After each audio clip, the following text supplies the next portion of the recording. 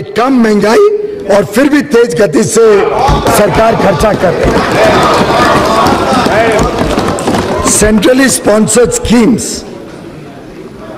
This reflects a high increase considering low inflation. Capital expenditure for 2019-20 budget estimate is estimated to be 3,36,292 crores. Centrally sponsored schemes are proposed to be allocated 3,27,679 crore in the budget estimate 19-20 as against 3,04,849 crore in the revised estimate of the current year. Allocation for National Education Mission is being increased from 32,334 crore in the revised estimate to 38,572 crore in budget estimate 19-20. Allocation for Integrated Child Development Scheme is being increased from 23,357 crore in REs 18-19 to 27,584 crore in BE 19-20. A substantial increase is proposed in the allocation for welfare of the scheduled castes and scheduled tribes. The allocation of rupees 56,619 crore made in budget estimate 18-19 for scheduled castes further increased to rupees 62,474 crore in our revised estimate of the current year, and is now proposed to be further increased in the budget estimate next year to 76,801 crore. ये 35% बढ़ोतरी है scheduled caste के लिए, 35.6% increase. For the scheduled tribes also, proposed allocation in budget estimate 19-20 is rupees 50,086 crore as against 39,135 crore in budget estimate 18-19, an increase of 28%.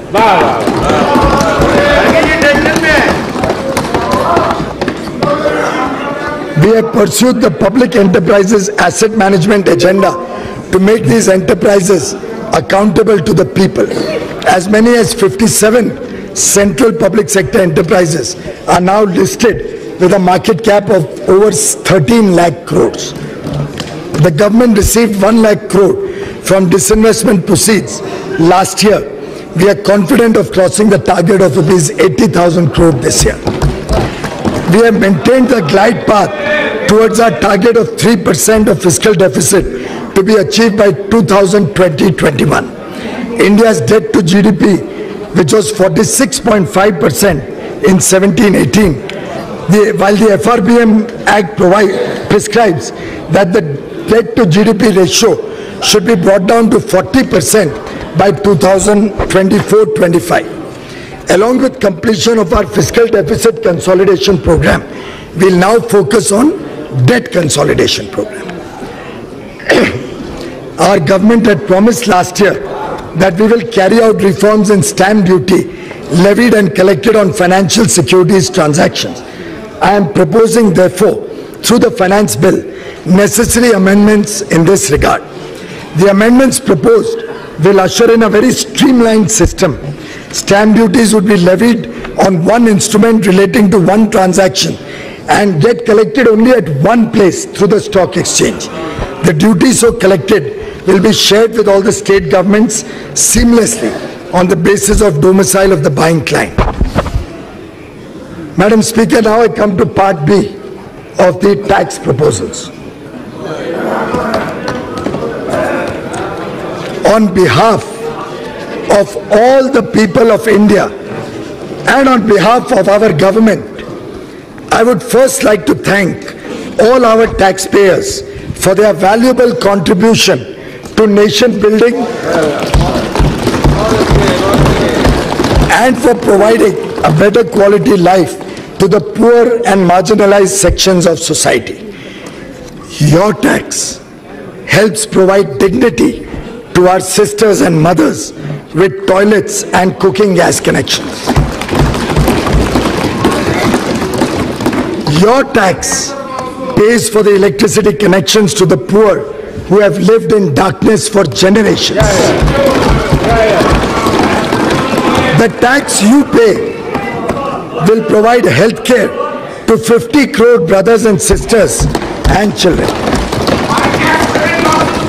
It is you who is ensuring.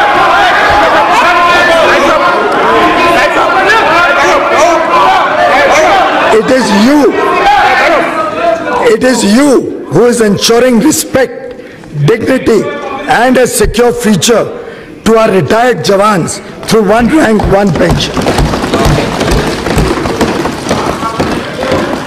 Thank you, taxpayers.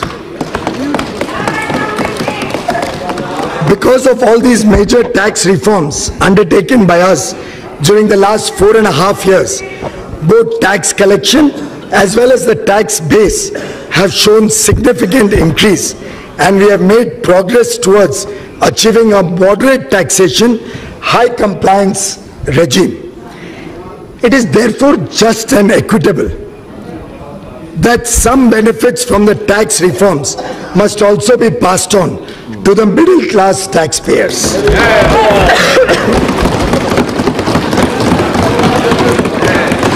Keeping this in view, I propose to further reduce the tax burden on such taxpayers.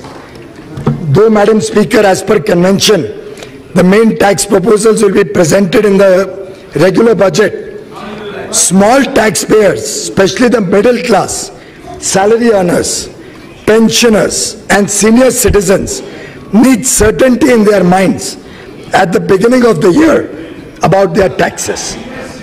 Therefore, proposals particularly relating to such class of persons should not wait. Hence, while for the present, the existing rates of income tax will continue for FY 19-20 also, I propose the following changes. Individual taxpayers having taxable annual income up to rupees 5 lakhs will get full tax rebate.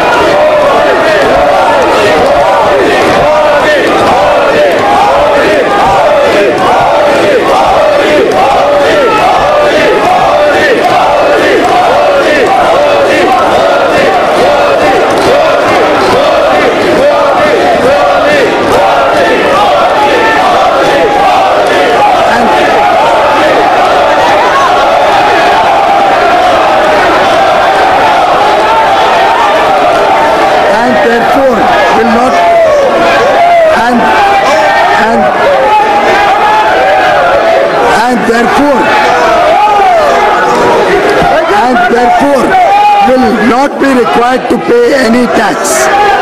As a result, even persons having gross income up to rupees 6.5 lakhs may not be required to pay any income tax if they make investments in provident funds, specified savings, insurance, etc. 6.5 lakh तक जब आप ये investment करते हो तो 6.5 लाख तक भी कोई टैक्स नहीं आएगा अगर आप इन्वेस्टमेंट करते हो स्पेसिफाइड सेविंग्स में।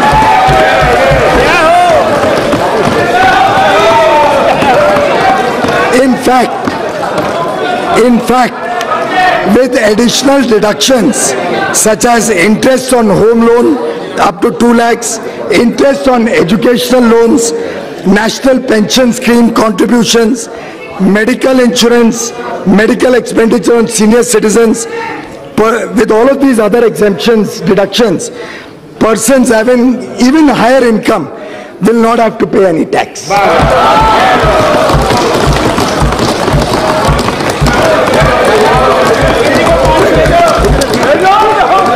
This will provide tax benefit of 18,500 crore rupees to an estimated 3 crore middle class taxpayers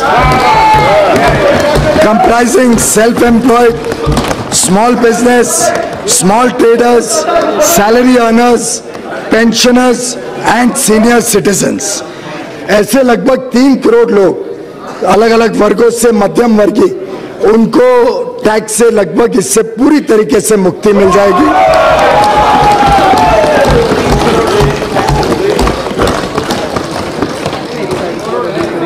For salaried persons, standard reduction is being raised from the current 40,000 to rupees 50,000. This will provide additional tax benefit of rupees 4,700 crore to more than 3 crore. आपली बातमी आपल्या हातात. Channel share करा, like करा. Shabdganga news point channel subscribe करा.